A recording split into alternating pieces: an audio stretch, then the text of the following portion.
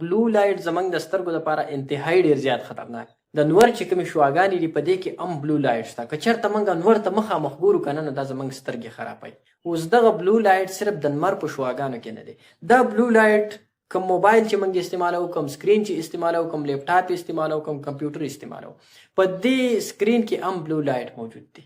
زموږ په دې سترګو کې دننه ریټینا ده.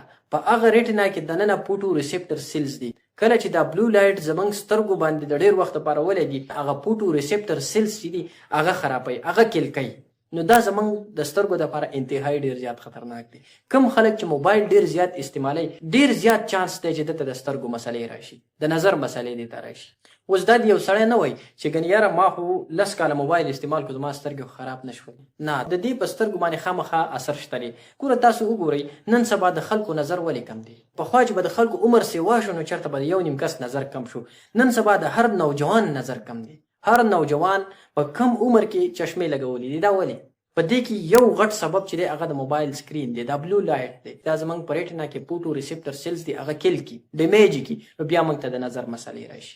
اوس دغه فوټو ریسپټر سیلز زموږ په دې سترګو کې چې کم دي، دا چې یو ځل ډیمیج شي نو واپس د دې ریجنریشن نه کیږي. نو د دې د وجې نه زموږ د سترګو لپاره دا بلو لایټ انتهایي ډېر زیات خطرناک دی. دا د لمر په رڼا کې هم موجود دی. ځکه که موږ په تیز لمر کې یو سن ګلاسز لګوو، خپل نظر پروټیکټ کولو لپاره بیا موږ غټې غټې چشمې لګوو چې دا د نور شعاګانې دا بلو لایټ زموږ نظر خراب نه کړي. موږ د لمر نه د بچاو دپاره ګوګلز ګلاسز خو لګوو، خو موږ د موبایل د سکرین د نقصان نه د بچ کېدلو دپاره هیڅ احتیاطي تدابیر نه اپناوو. دغه وجه چې زموږ د نوجوانانو په کم عمر کې نظرونه کم شو. د دې نه علاوه د دې بلو لایټ یو بل اثر زموږ په وجود کې دا میلاټونین سیلز چې دي که نه د هغه پروډکشن کوي. بیا به دې انسان له خوب په اسانه سره نه وځي، دته به بېخوبي مسله ډېره راځي. د دې بلو لایټ د ډېر زیات استعمال د وجې نه زموږ په دې سترګو کې پوایزنس مالیکول گروث کېږي، پروډکشن کېږي، هغه زموږ د سترګو ته بیا نقصان ورکوي. کمپیوټر ویژن سنډروم. اوس کمپیوټر ویژن سنډروم څه شی دی؟ چې زموږ دا شولډرز او دا نیک چې دي، دا ولي او دا څټ، په دې باندې د انسان درد راځي، پین راځي. ډرای اینډ ریډ آیز، سترګې چې دي دا خشکې وچې سترګې پاتې شي. د دې سترګو نه دا نمي بیا کمیږي، ختمه شي. دا سترګې سرې وي د انسان، د ریډ کلر کې د انسان دا سترګې ښکاري. نو د کمپیوټر د بلو لایټ د سکرین د استعمال ډېر زیات نقصانات شته.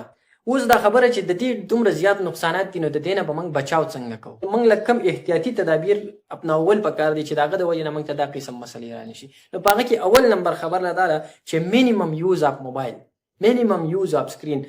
څومره چې کم کېدلی شي، چې څومره پاسبل دا د موبایل استعمال، د کمپیوټر استعمال، د سکرین استعمال دا ډېر زیات کم کوي.